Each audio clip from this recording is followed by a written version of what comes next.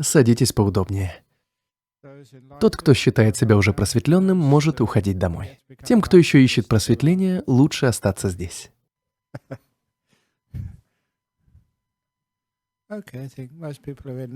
Хорошо, думаю, все желающие собрались. На прошлой неделе, на следующее утро после моего выступления, я должен был проснуться в 3:30, чтобы успеть на самолет в Мельбурн, где должен был принять участие в церемонии весок в Виктории и выступить там с огромным количеством лекций. Затем вернуться сюда, чтобы присмотреть за магазином. Я много работаю, а с возрастом становлюсь все более ленивым. Поэтому я решил выступать с лекциями, чтобы людям больше не нужно было надоедать мне своими вопросами. Наиболее частый вопрос, который мне задают и здесь, и в Мельбурне, это что делать, когда происходит трагедия, когда ничего не получается и все идет не так, как нужно. Когда вы попадаете в большую передрягу, вы приходите сюда и докучаете мне. У меня и своих проблем куча, и как только я с ними заканчиваю и успеваю подумать, ну все, наконец покой, как появляется кто-то, кому необходимо поделиться со мной своими проблемами. А я-то мечтал, что, будучи монахом, буду вести тихую, спокойную жизнь. А теперь я должен решать проблемы жителей Виктории, собирать для них средства, а тут вдруг звонит кто-то из Сиднея со своими проблемами, а потом еще кто-то вообще из дальних стран. Сколько миллиардов людей на планете? В итоге выходит действительно немало проблем. И так, чтобы я смог решить все проблемы и спокойно пойти себе на заслуженный отдых, я сегодня я и провозглашаю эту речь. Может и не сработает, но попробовать стоит. Да, действительно, что же делать, когда все просто рушится? Когда жизнь становится слишком сложной? Когда она полна боли и разочарований, а вы ничего не можете с этим поделать? Что делать, когда все очень-очень плохо? Когда все очень-очень плохо, первое, что вы должны сделать, это сказать себе: «Я этого ожидал». Потому что слишком часто мы позволяем себе смотреть на мир сквозь розовые очки, наивно верить, что все устроится само собой, что все всегда будет просто замечательно. Что происходит, когда мы взрослеем? Мы вспоминаем те добрые сказки, где в конце концов все заканчивается хорошо, и все живут долго и счастливо. Но теперь мы понимаем, что это неправда. Это в сказках герои уезжают в закат, а в то время как в жизни уже тогда начинаются споры, начинаются разочарования. Можем ли мы жить долго и счастливо? Или это только фантазия? Вы женитесь, получаете работу, выигрываете в лотерею и думаете, что отныне уж точно все будет прекрасно, но нет. Это не та сказка. Настоящая сказка — это то, что можно увидеть в монастыре Дхаммасара, когда монахини становятся анагариками, то есть полностью посвящают себя буддийской практике. Или когда послушницы становятся монахинями. Вот тогда-то они и живут долго и счастливо. Знаете, кто самые счастливые на свете люди? Надеюсь, один из них сейчас перед вами. Вот это и есть сказка со счастливым концом. Настоящая сказка со счастливым концом должна звучать так. Были люди, родились, жили, а потом узнали об учении Будды и стали монахами и монахинями. И жили они долго и счастливо.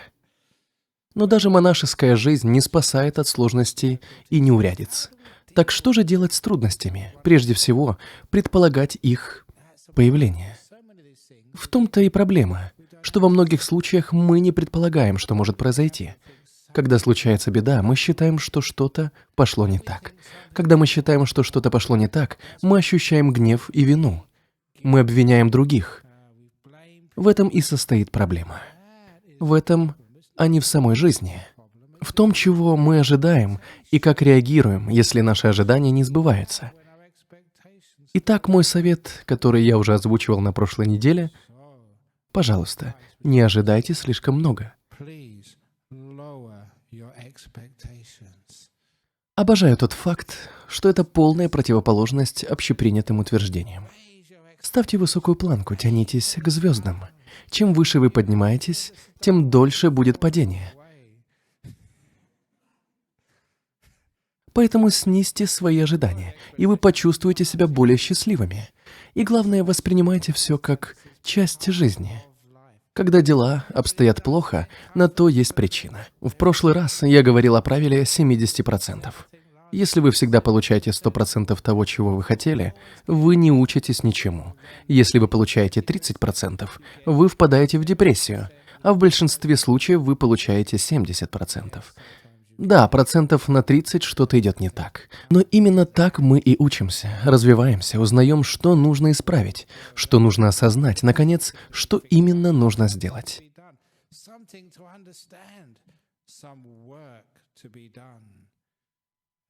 Именно так, обучаясь, мы узнаем, почему случаются ошибки, выстраиваем стратегию, чтобы избежать этих ошибок в будущем. Должно происходить именно обучение, а не обвинение или наказание. Мы называем это правилом ППИ, то есть признать, простить и изучить.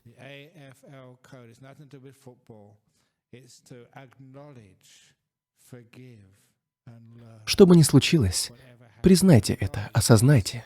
Да, ошибки делать больно. Простить значит не винить ни других, ни себя, ведь обвинение себя ведет к чувству вины.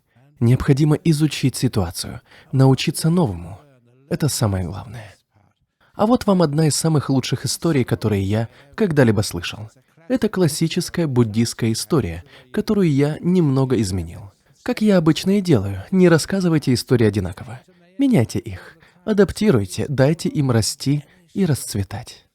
Итак, это история о мужчине, который убегал от тигра. Это история о том, что делать, когда становится действительно тяжело. За ним в джунглях гнался тигр. Тигр – людоед. О тиграх, собственно, нужно знать две вещи. Прежде всего, тигр бегает гораздо быстрее вас.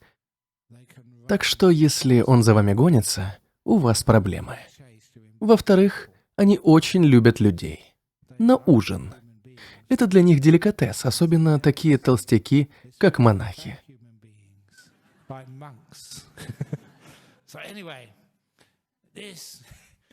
Так вот, за тем мужчиной гнался тигр. Что тут поделаешь? Это была настоящая беда. А тигр уже совсем рядом.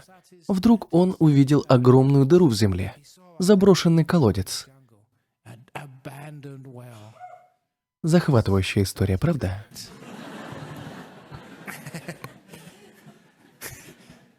Спасибо за спецэффекты. Так что выбора у него не было. И он рискнул прыгнуть в тот колодец. И как только он это сделал, понял, что совершил очень большую ошибку. Было ли с вами такое? Вы сознательно идете на риск и сразу осознаете – большая ошибка. Колодец тот был сухим, без воды. А вместо воды на дне колодца свернулась клубком огромная черная змея.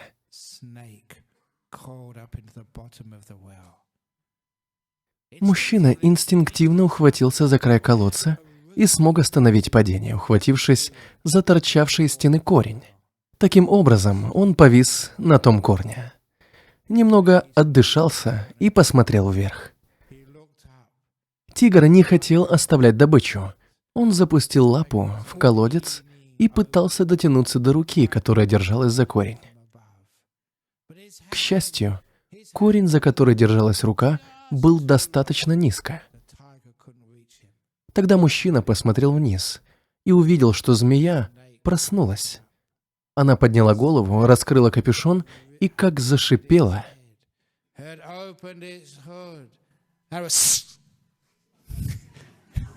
Испугал я хоть кого-нибудь из вас? Слушайте, сейчас вечер пятницы, вы все устали после работы. Надо же вас как-нибудь разбудить, оживить эту историю. Она пыталась укусить мужчину за ноги, но они были слишком высоко, поэтому она вытянулась, стремясь добраться до него. Так он и висел между тигром-людоедом и ядовитой змеей. размышляя, что делать дальше, как вдруг увидел, как из норы в стене колодца вылезли две мыши, черная и белая. И эти мыши начали грызть корень, за который он держался. Чтобы еще страшнее стало. Что же делать? Что бы сделали вы? Страшно. Чем дальше, тем хуже. Корень становится все тоньше. Тигр вверху, змея внизу. Но не таким был тот человек. Тот человек уже много раз бывал в буддийском храме. Он уже читал историю о том, что нужно открыть врата своего сердца, и точно знал, что делать. Для этого вы и приходите в подобные места, чтобы узнать. Если будете в джунглях, и с вами случится такая или подобная история, вы будете точно знать, что делать. Что же произошло дальше? Тигр тянулся лапой вниз, цепляясь за дерево, которое дрожало все сильнее и сильнее. А на ветке того дерева, прямо над колодцем, был улей.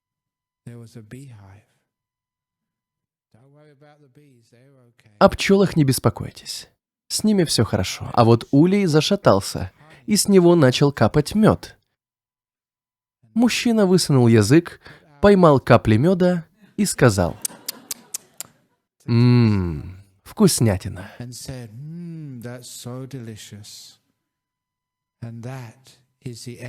Конец истории. Эта буддийская история просто великолепна, потому что у нее нет завершения. Ведь жизнь тоже не заканчивается, не правда ли? Жизнь — это движение вперед. Думаю, что вы поняли мораль этой истории. Иногда в жизни вы чувствуете себя так, словно находитесь между тигром и змеей. Куда бы вы ни двигались, вас или съедят, или укусят. Во всяком случае, у вас проблемы. И долго вам не продержаться, потому что мыши, черная и белая, которые символизируют ночь и день, постоянно подгрызают ненадежную основу вашей безопасности. Корешок может оборваться в любой момент. Но это не имеет значения, потому что есть капли меда, и ваша задача, когда вы находитесь между тигром и змеей, успеть ими полакомиться. Объедение.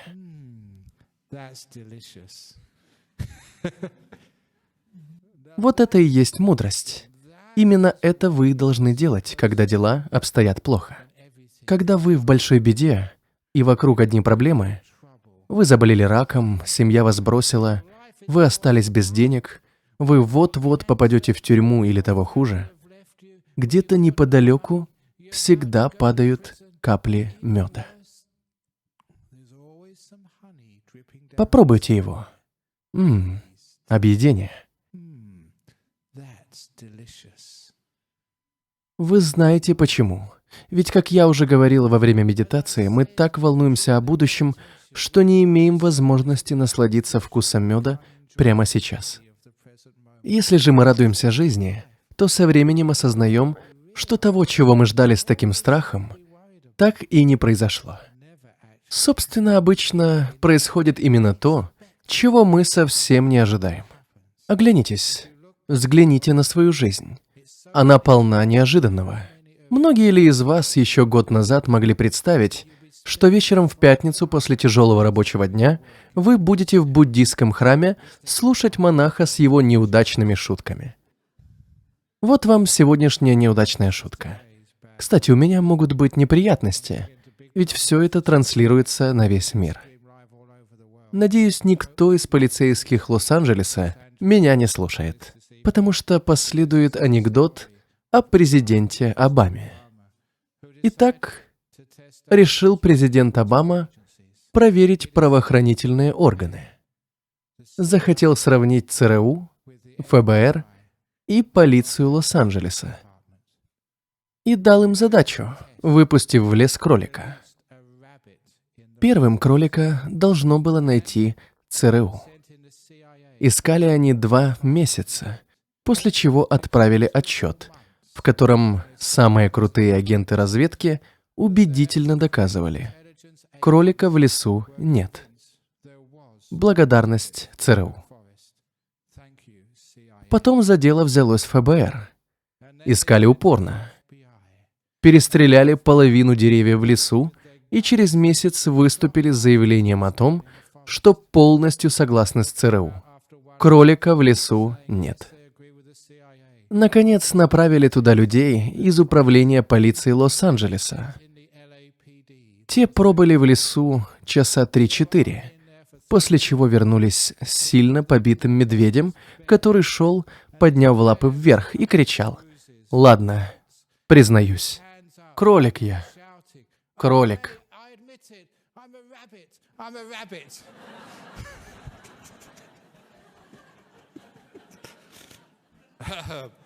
Прошу прощения у полиции Лос-Анджелеса, но репутация есть репутация.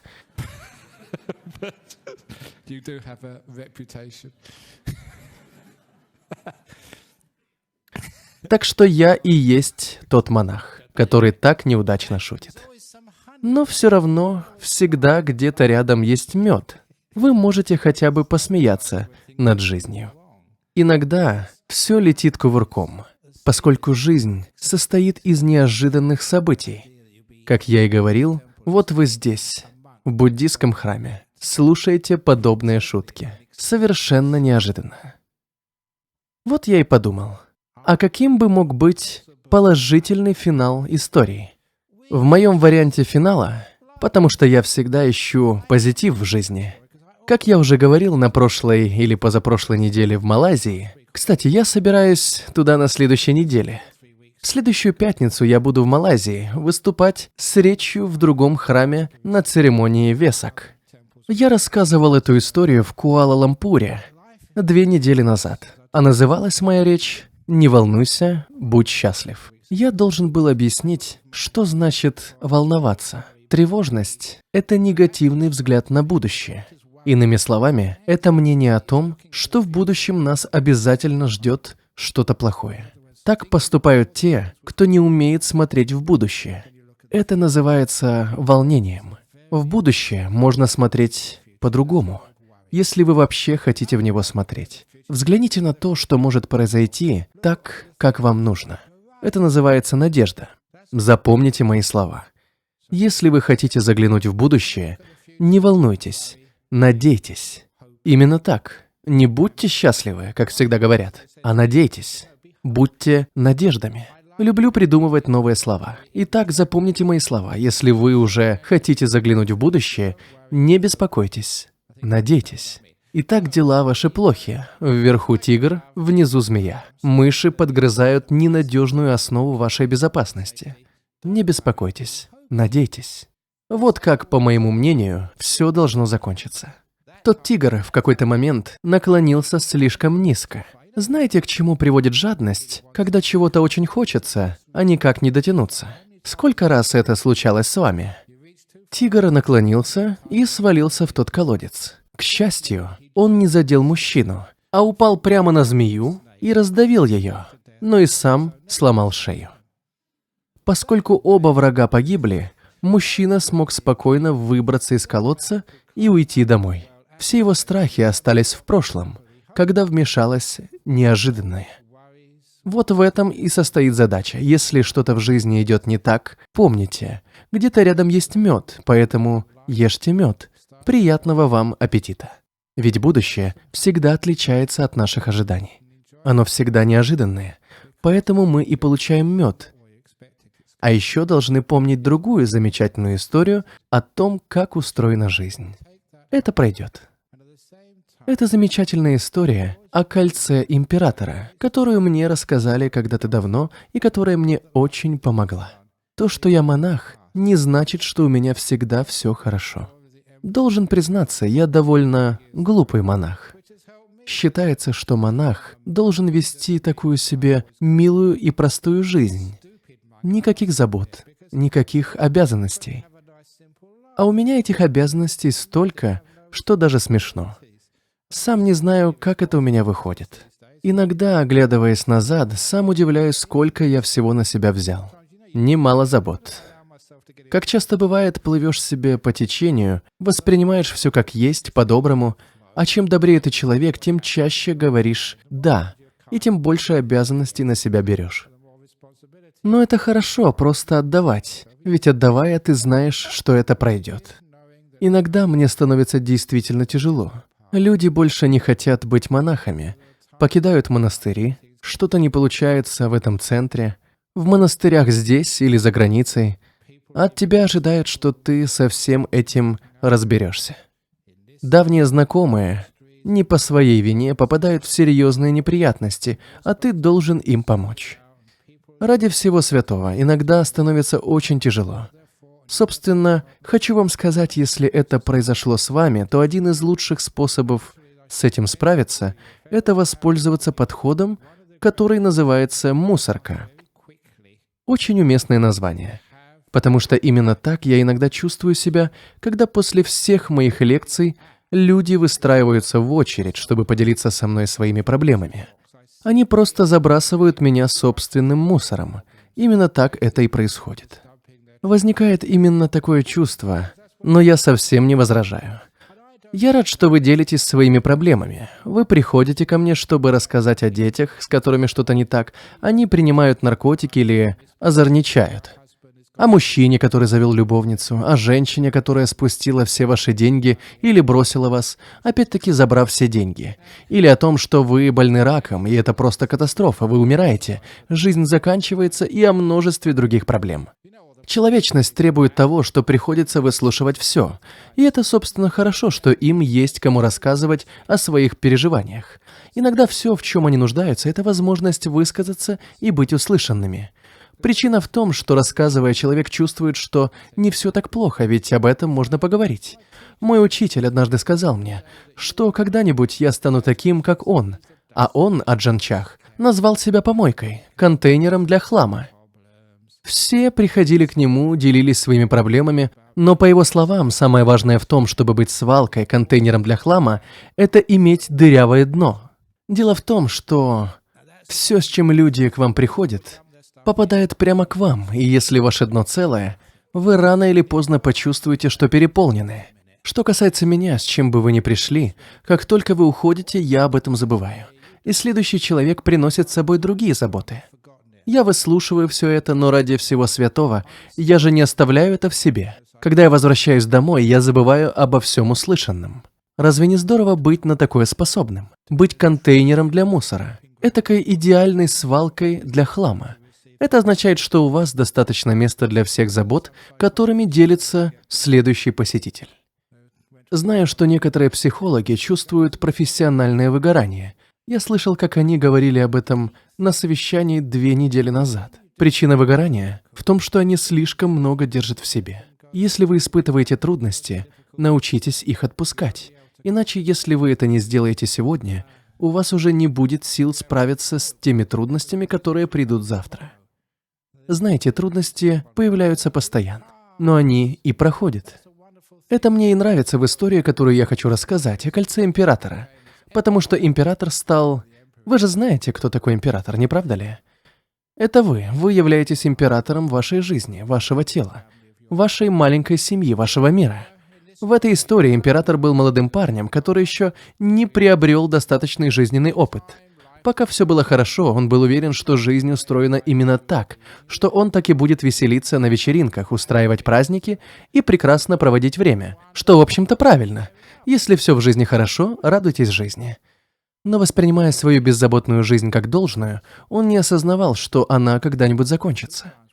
Это означало, что он не был готов к другой жизни. А потом наступили тяжелые времена. Во-первых, он их не ожидал, во-вторых, не знал, что ему делать, а потому чувствовал себя подавленным и раздраженным, сердился на других и на себя за совершенные ошибки. Он чувствовал себя некомпетентным, не мог ничего поделать, просто сидел у себя в комнате, полный тяжелых мыслей, слез, гнева и печали. Он не находил способа решить проблемы. У императора, конечно, было много министров, которые должны ему помогать, но обязанность заботиться о короле не означает, что вы можете приказывать ему, что делать. Он вас не послушает. Это как в семье. Мужчина не будет прислушиваться к советам, ровно как и женщина ни за что не будет слушаться. Здесь нужно быть не только умным, но и хитрым. Что же сделали министры? Они взяли кольцо.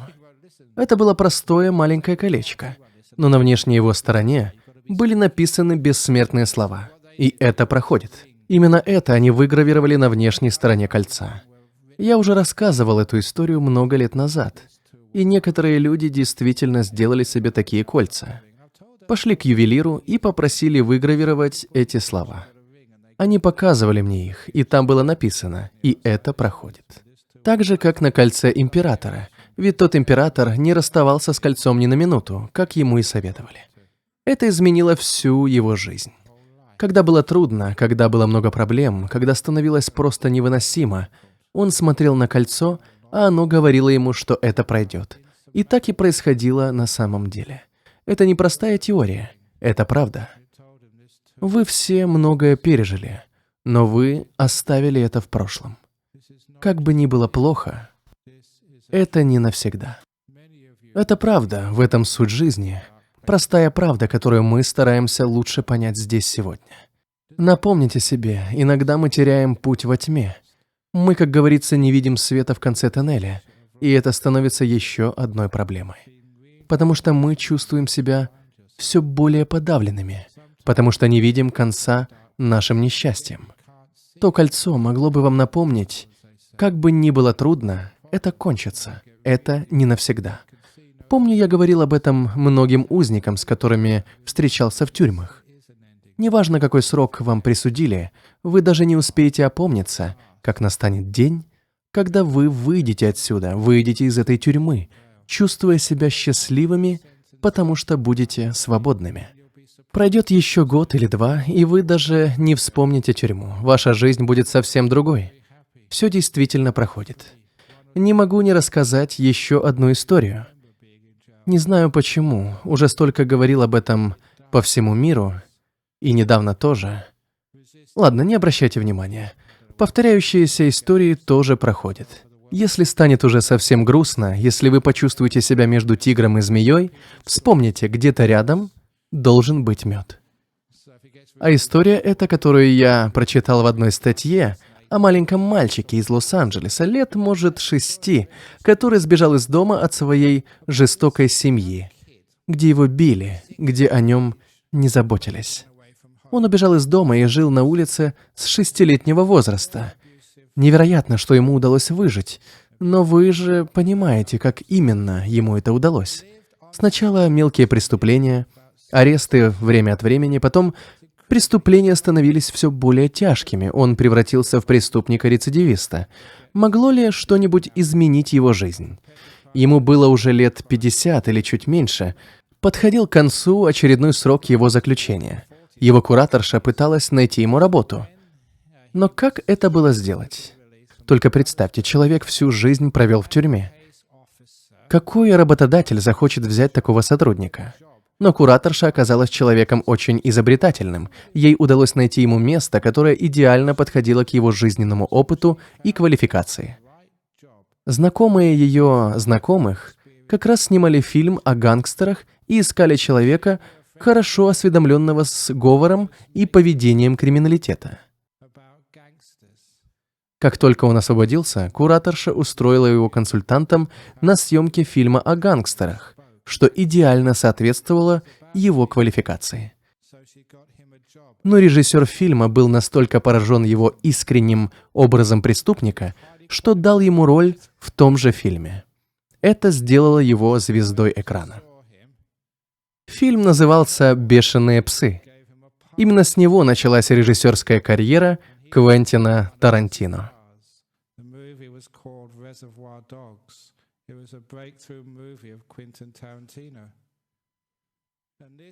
А статью, которую я прочитал, написал сам ее герой через полгода после выхода из тюрьмы, сидя в своем роскошном доме где-то в Малибу и имея больше денег, чем когда-либо прежде в своей жизни. После успешного выхода фильма он женился на своей кураторше и сам не мог поверить в то, как же стремительно изменилась его жизнь. 6 месяцев назад он еще был узником, без денег и без каких-либо перспектив, а теперь не знал, что делать со своим состоянием. Был свободен, женат и счастлив.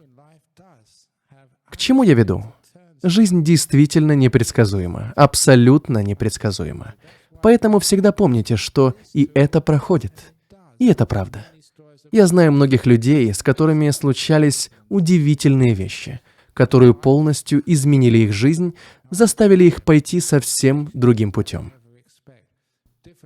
Им удалось преодолеть трудности, прошло время, и проблемы, которые они так долго пытались решить, остались в прошлом. Именно поэтому крайне важно понимать, что даже когда вы по уши в дерьме, когда вам действительно невмоготу, надо помнить, что и это пройдет. Прекрасно, что мы можем об этом помнить. Это придаст вам смелости и уверенности. Это ваш свет в конце тоннеля. Это значит, что вы можете идти вперед. Каким бы темным ни казался мрак, где-то рядом всегда должен быть мед. Итак, даже если жизнь рассыпается вдребезги, ищите в ней счастливые и радостные моменты, и вам станет легче.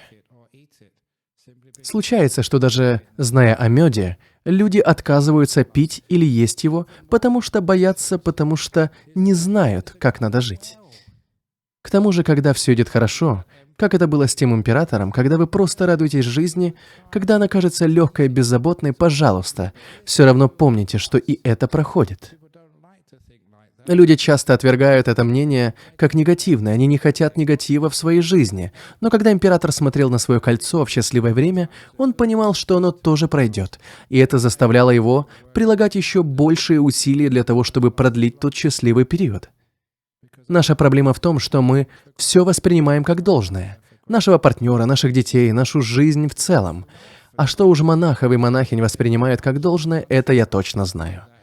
Мы абсолютно все воспринимаем как такое, что просто должно быть само собой. Мы безразличны, хотя должны заботиться и беречь то, что имеем. Если бы вы только помнили, что и это тоже пройдет, вы бы гораздо больше радовались жизни, уделяли бы гораздо больше внимания и сострадания тому, что имеете, и тем, кто вокруг вас, если бы понимали, что однажды все это останется в прошлом. Многие из вас кого-то потеряли, брата, отца или мать, сына, дочь, кого-то самого дорогого.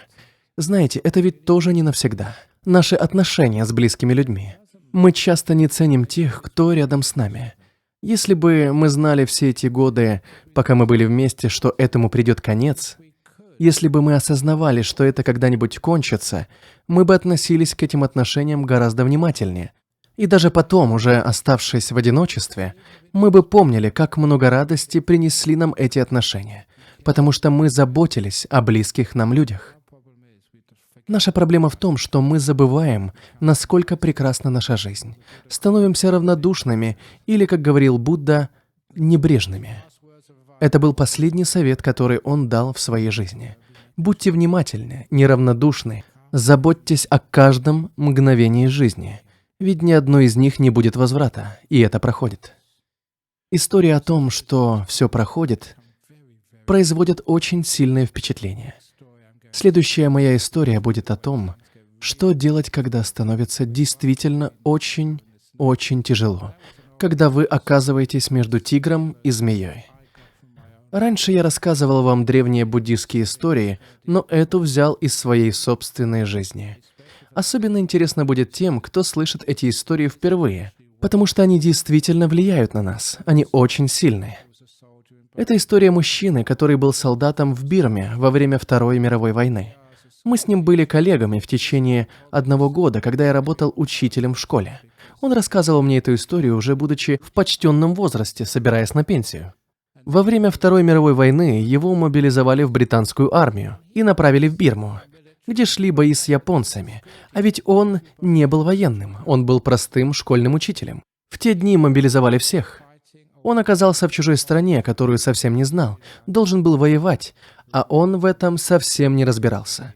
Там вокруг летали настоящие пули, так что ему было очень страшно. И он рассказывал мне, что в один из этих дней его страхи достигли своего апогея. Это произошло в джунглях во время патрулирования. где он находился вместе с небольшим британским отрядом. Один из вернувшихся из разведки доложил их капитану, что они столкнулись с огромной группировкой японских войск. Японцев было гораздо больше. Британцы оказались в окружении, из которого не надеялись выйти. Он был уверен, что скоро умрет. Война, вокруг враг, имеющий численное преимущество. Он думал, что скоро умрет. Если вы знакомы с теми, кто участвовал в боевых действиях, то они, вероятно, рассказывали, что на войне никогда не знаешь, кто станет героем, а кто трусом. Случается, что сильные здоровяки, оказавшись в такой ужасной ситуации, просто теряют здравый смысл, тогда как какой-нибудь незаметный человек, о котором вам и в голову не пришло бы, что он может стать героем, вдруг вырастает на глазах. И вот он почувствовал, как его переполнило чувство героичности, и решил, что должен стать героем. Тогда он обратился к капитану: «Давайте будем прорываться. Шансы на выживание нулевые, но кто знает, вдруг кому-то удастся выжить. Ну, вы знаете, в фильмах всегда кто-то выживает. Кто знает».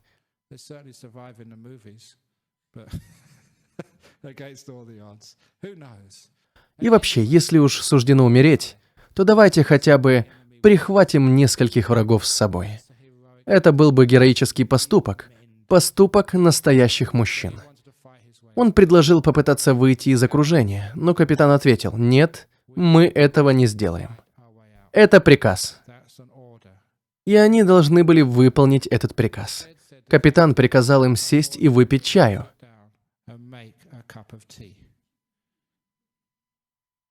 Не могу не добавить, что это, в конце концов, была британская армия. Мой знакомый не поверил своим ушам, когда услышал приказ готовить чай.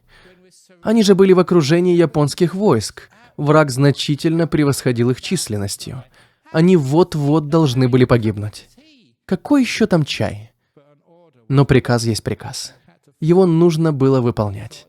Хотя ему казалось, что ничего более бессмысленного он в жизни не делал. Позже оказалось, что это спасло ему жизнь. Не успели они заварить тот чай, как к капитану подошел один из разведчиков и что-то тихо сказал ему. Выслушав, тот собрал весь отряд и сообщил, что по данным разведки, враг передислоцировался. Появился проход, которым они могут воспользоваться. Так что пусть бросают все и уходят. Был шанс спастись всем. Так и вышло. Поэтому он и смог рассказать мне эту историю. Он добавил, что обязан жизнью мудрости того капитана.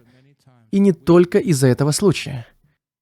Если ничего не поделаешь, вы в окружении и смерть рядом, что делать? Сядьте и выпейте чаю. Если предпочитаете кофе, кофе тоже подойдет. Напиток, конечно, не имеет значения. Главное, получите удовольствие от того меда, который вы найдете в жизни, потому что все меняется. Вражеская армия не стоит на месте. Так что если на вашей стороне есть разведчик, то есть внимательность и осведомленность. Вы заметите появление пути к выходу, пути к бегству. Если вы подождете, вы найдете этот путь и сможете избежать опасности. Проблема подавляющего числа людей в том, что в затруднительной ситуации, когда они окружены врагами, когда смерть близко, они чувствуют себя растерянными, грустными, раздраженными или подавленными. Мы не умеем просто сесть и пить чай, не умеем наслаждаться жизнью перед смертью, но потом оказывается, что жизнь продолжается. Мы наслаждаемся жизнью, мы ждем, что ситуация изменится, и мы сможем спастись. Рассказав эту историю, он сказал, что был болен раком. Финальная стадия. Думал, что скоро умрет. Не было надежды из-за тех опухолей или что там с ним происходило. Тогда-то он и вспомнил о войне, о враждебном окружении. Он не сказал, какая разновидность болезни у него была. Что же он сделал?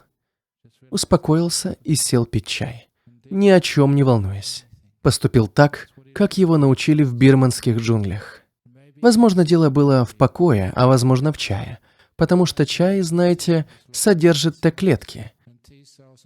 То есть он должен увеличивать количество Т-лимфоцитов.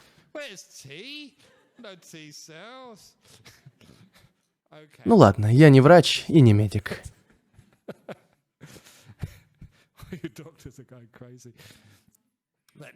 Он выпил чашку чая, расслабился, и болезнь исчезла.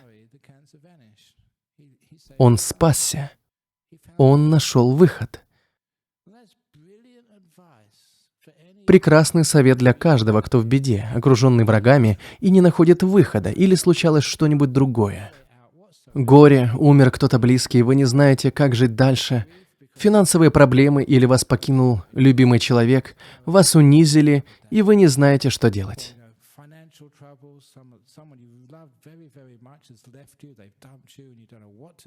Что делать? Вы окружены врагами, вокруг вас страдания, смерть или что-то похлеще. Что нужно сделать, так это сесть и выпить чашку чая. Расслабьтесь. Вспомните, что будущее непредсказуемо. Оно всегда может измениться. Если вы это осознали, вы готовы. Вы готовы, вы ждете подходящего момента, когда кто-то позовет вас и скажет, что делать. Окажется, что вы достаточно долго ждали. Именно так мы должны поступать, когда сталкиваемся с большими проблемами. Именно это мы должны делать, когда мы готовы.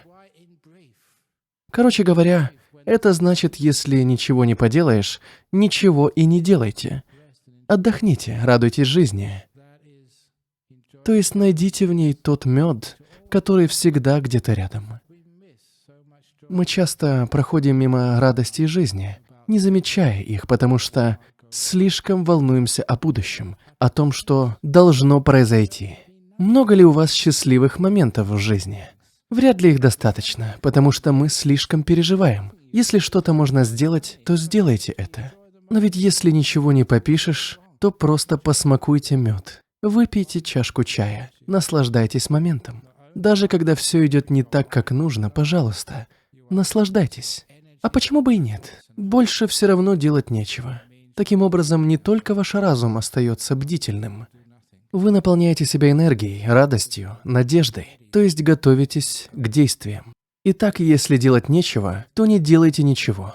Если же что-то можно сделать, приложите к этому максимум усилий. Даже если речь идет просто о детях-неслухах. Иногда их нужно отпустить. Иногда все, что вы можете сделать, это ждать их звонка. Ждать, пока они придут к вам со словами «Мама, мне нужна твоя помощь». Вот так и бывает в жизни. Часто мы ничего не можем сделать. Вы ждете. Вы ждете, пока появится возможность что-то сделать. Именно на этом этапе вы теряете силы. Вы опустошены, потому что вы настолько встревожены, настолько расстроены, что это может привести даже к эмоциональным расстройствам. Ну и кому это поможет? Поэтому вы и должны помнить ту прекрасную пословицу. Если делать нечего, то не делайте ничего. Если же что-то можно сделать, приложите к этому максимум усилий. Но при этом нужно понимать, в чем разница. Когда именно ничего не делать, а когда делать все возможное. В заключение я расскажу вам историю о том, как много лет назад премьер-министр Великобритании Гарольд Макмиллан давал интервью во время так называемой «шестидневной войны». Она шла между Израилем, с одной стороны, и Иорданией, Сирией, Египтом и еще кем-то, не помню, но многими странами с другой. Ее называли «шестидневной войной». И первый же вопрос, который журналист задал премьер-министру, был о его мнении относительно проблемы на Ближнем Востоке. На что премьер-министр без колебаний ответил: «Сэр, на Ближнем Востоке нет проблемы».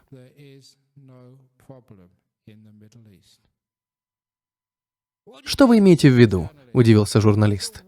«Там же прямо сейчас идет война. Раздаются взрывы, летят пули. Люди гибнут. Там война. Как же там нет проблем?»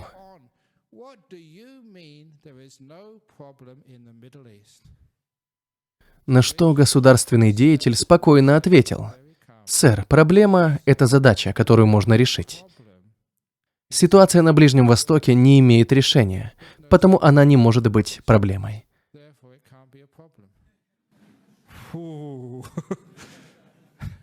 Запомните эти слова. прекрасный образ мышления, как для человека на такой ответственной должности. На таком уровне человек просто не может себе позволить тратить время и усилия, зная заранее, что это бесполезно. Если вариант решения существует, тогда это проблема, задача, к решению которой нужно приложить максимум усилий. Если нет, то зачем беспокоиться? Так что помните об этом. Если вас кто-нибудь, к примеру, обозвет свиньей, это проблема? Только если ее можно решить. Если нет, хорошо, до свидания. Я даже не подумаю беспокоиться об этом. Именно так и нужно воспринимать все жизненные проблемы. Если вы умираете, на самом деле умираете, это проблема? Если вы можете хоть что-то сделать, хорошо, приложите к этому максимум усилий. Не можете? Прекрасно, тогда и проблемы нет. Разве не здорово? Больше нет нужды ходить туда-сюда по всевозможным назначениям. Больше никаких процедур, ведь вы все равно умрете. Наконец-то больше не о чем волноваться. Это больше не проблема, не правда ли? Следовательно, проблема там, где есть пути к ее решению. Нет решения – нет проблемы. Итак, не тратьте время на решение проблем. Лучше посвятите его чашкам чая и кофе. Пейте мед жизни и радуйтесь ему. Спасибо за внимание.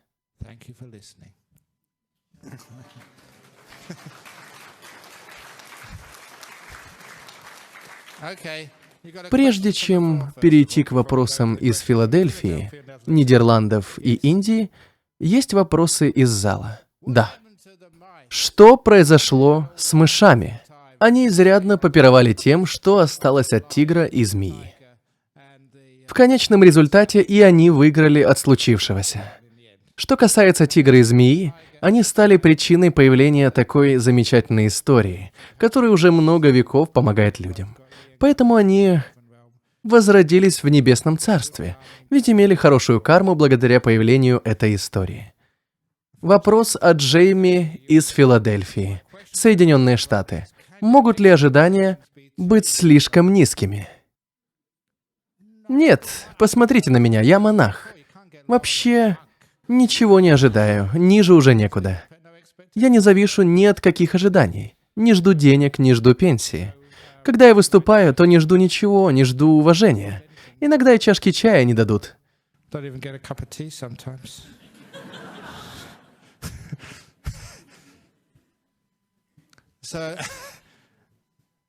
Так что те, кто хочет узнать истину, вот она. Ни одно ожидание не исполняется полностью. Дело в том, что вы не полностью понимаете сегодняшний момент, место, на котором строится ваше будущее. Когда вы чего-то ожидаете, вы ничего не узнаете. Ожидание — это полная противоположность познанию. Задача, которую должен ставить перед собой настоящий человек, который стремится познать этот мир, это исследовать его, а не просто ждать, что произойдет. Из сегодняшних реалий вы всматриваетесь в будущее, пытаясь предсказать, сбудется ли какая-нибудь выдумка. То есть получается, что все предсказания — это действительно пустая трата времени. Лучше исследуйте мгновение, которое вы проживаете здесь и сейчас. Сделайте это мгновение прекрасным, мирным, счастливым. Отдайтесь полностью жизни. Это лучшее, что вы можете сделать. Это называется законом кармы. Что посеете сегодня, пожнете в будущем. Но когда вы заняты размышлениями о том, что же вы пожнете в будущем, в настоящем вы не делаете ничего, кроме того, что беспокоитесь об этом. Следовательно, не предугадывайте, исследуйте. Что бы ни случилось в жизни, радуйтесь этому. Я получил от жизни гораздо больше, чем ожидал, потому что я не ожидал ничего. Джо Саммерс из Нидерландов. Как общаться с людьми, которые подталкивают нас к стремлению получить от жизни больше? Пока вы сами довольны своей жизнью, посоветуйте им заботиться о своих делах. Чего именно можно больше получить от жизни? Сейчас у меня много, очень много самой жизни. Как действовать, если вас к чему-то подталкивают? Не позволяйте им этого делать. Подтолкнуть можно только того, кто сопротивляется. Так что не сопротивляйтесь. Если вас толкают вправо, то наклонитесь вправо. Если толкают влево, то наклонитесь влево. Если стоите твердо, рискуете сломаться. Будьте гибкими. Вы говорите, что вас подталкивают стремиться к большему. Я каждый раз повторяю, нет необходимости подталкивать физически. Это делается с помощью слов. Так вы и воспользуетесь словом «да». Всегда говорите «да», «да», «да», «да», «да, милый», «да, мамочка», «да, папочка». Ответив «да», идите и поступайте по-своему. В этом и есть смысл слова «да». Знаете, лучше говорите всегда «да», если вы говорите «нет», начинаются проблемы. Когда люди приглашают меня к себе домой, просят провести церемонию, а я этого не хочу, я никогда не говорю «нет». Если я скажу «нет», они станут спорить, убеждать, что я должен это сделать. Я отвечаю, что спрошу об этом монахов, когда на следующий день вернусь в монастырь. Я так и делаю. Объясняю монахам, что не хочу идти, и спрашиваю, не могли бы они сказать «нет». Они говорят «нет». Ну что ж, я спросил, они сказали «нет». Всегда старайтесь переложить ответственность на кого-нибудь другого. Есть, правда, и другой способ. Когда меня к чему-то подталкивают, я отвечаю, что подумаю об этом. Есть вещи, о которых я уже много лет думаю. И это не ложь. Я о них думаю, ведь монахи никогда не врут. Хорошо, есть одна шутка, сексистская, но смешная, поэтому я заранее прошу прощения у всех женщин. Мне рассказали ее много лет назад. Она не касается Австралии, только других стран, так что простите меня. Это история о разнице между дипломатом и леди. Я влипну в неприятности из-за этого, но уже слишком поздно. Так в чем же разница между дипломатом и леди? Если дипломат говорит «да», это означает «возможно». Если дипломат говорит «возможно», имеется в виду «нет». Если дипломат говорит «нет», то это вообще не дипломат. Дипломаты не говорят «нет». Они говорят «ну, может быть», имея в виду «нет». Они говорят «да», имея в виду «возможно». В то время как леди, если она говорит «нет», это означает «возможно». Если она, леди, говорит «возможно», это означает «да». Если же она говорит «да», то она не леди. Точно буду иметь проблемы. Прошу прощения, простите, пожалуйста. Когда я услышал это 20 лет назад, мне было смешно. Точно побьют меня за это. Надо будет быстро отсюда убраться, пока не началось. Но я вижу, что вы поняли юмор этой истории, рассказанной 20 лет назад. Как бы там ни было, не позволяйте себя ни к чему подталкивать. Это очень важно, потому что иногда давление со стороны нашего окружения становится помехой тому, чего мы действительно хотим. Мы не сможем почувствовать полноту и насыщенность собственной жизни, если всегда идти на поводу у других, если всегда будем угождать им. Если ваша жизнь состоит исключительно из попыток вести себя в соответствии с чужими ожиданиями, из попыток угодить другим людям, вы в конце концов никому не сможете угодить, а меньше всего себе. И так пора успокоиться, стать собой, и вместо погони за чужими целями стать, наконец, уверенными в себе, счастливым человеком. В конце концов, все мы стремимся именно к этому. Да, и напоследок вопрос от Моны из Индии. Что вы думаете о людях, которые кончают жизнь самоубийством, когда психические, физические или финансовые проблемы становятся сильнее их? Эта беда есть, и это абсолютно неправильный путь решения проблем, даже если они сильнее вас. Вы можете чувствовать, что проблемы выходят за рамки ваших психических, физических или финансовых возможностей сейчас, но так будет не всегда. Это пройдет, только подождите. Осознание того, что все проходит, ваш свет в конце тоннеля, который дает нам надежду. Да, все изменится к лучшему, потому что именно так всегда и бывает. Не беспокойтесь, надейтесь. В том-то и беда. Люди кончают жизнь самоубийством, потому что не видят света в конце тоннеля. Единственное, в чем они видят спасение, это еще большая беда. Просто дайте им надежду, покажите другие возможности. Да, над вами тигр, под вами змея, черная и белая мыши подгрызают основу вашей безопасности. Вам больше не вмоготу держаться, но вы не знаете, что произойдет через мгновение. Это я к тому, что, получив сегодняшние наставления, вы действительно имеете достаточную психическую, физическую и финансовую силу и мощь, чтобы продержаться еще немного и подождать, что будет дальше.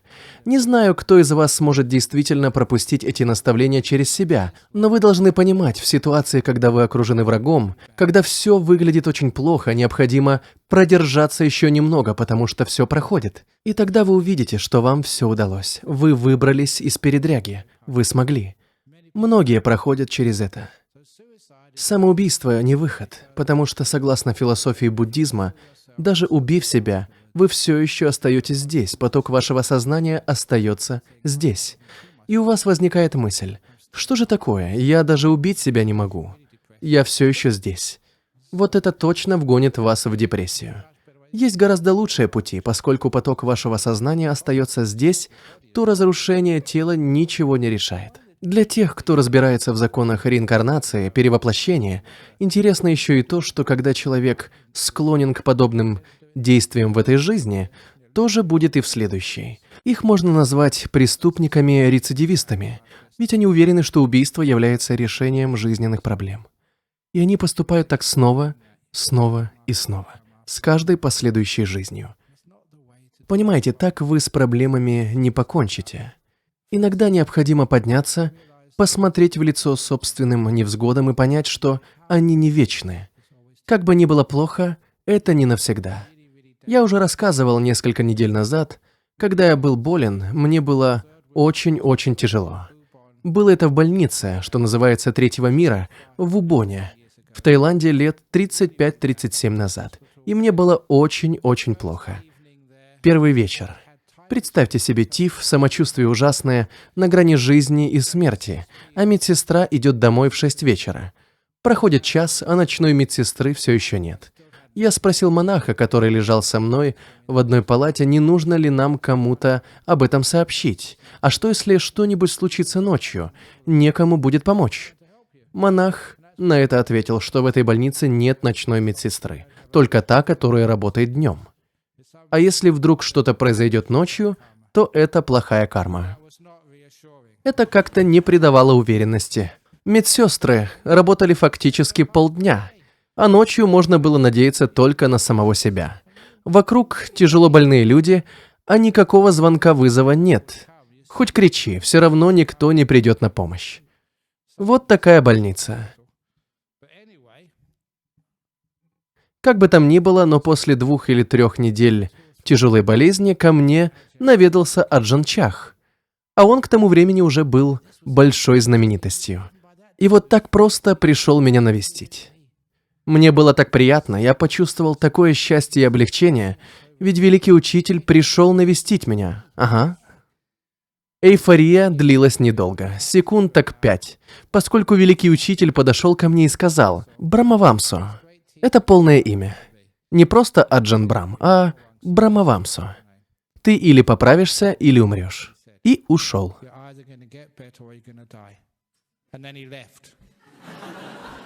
Мудрость его была безграничной, а вот манера общения с больными ужасающими.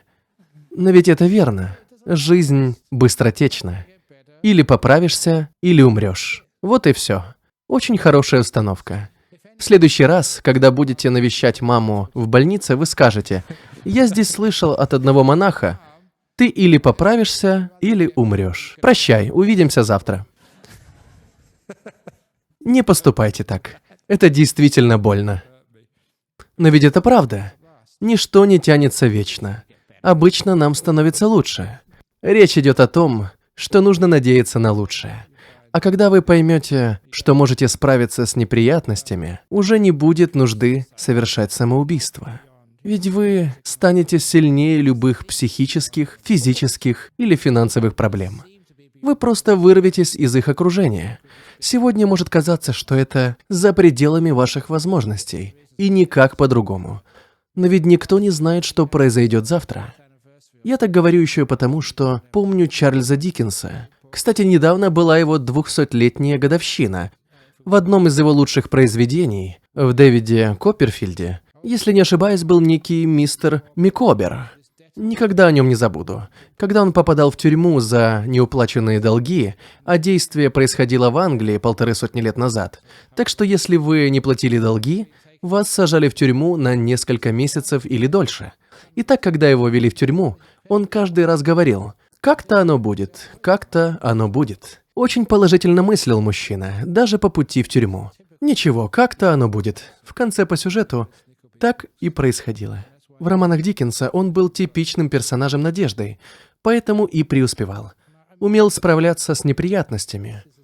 Помню, в детстве, читая о нем, я думал: хочу быть таким, как он. Какие бы неприятности вас ни постигли, как-то оно будет. Если вам, например, не хватает денег, как-то оно будет. Если вы попали в тюрьму, как-то оно будет. Если вы заболели раком, как-то оно будет. Так что надейтесь, и вам откроется гораздо больше возможностей, потому что, как вам скажет любой врач, здоровье и успех зависят от нашего психологического состояния. Не волнуйтесь, надейтесь, и как-то оно будет.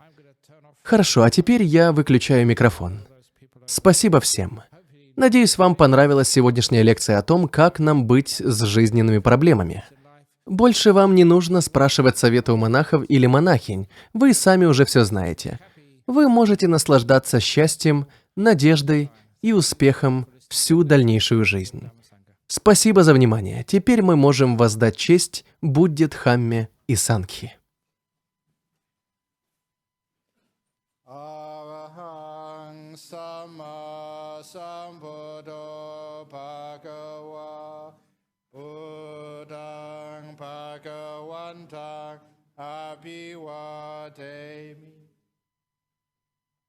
Sawakato Bhagavata Dhammo Dhammang Namasami Supatipano Bhagavato Sawaka Sangho Sanghang Namami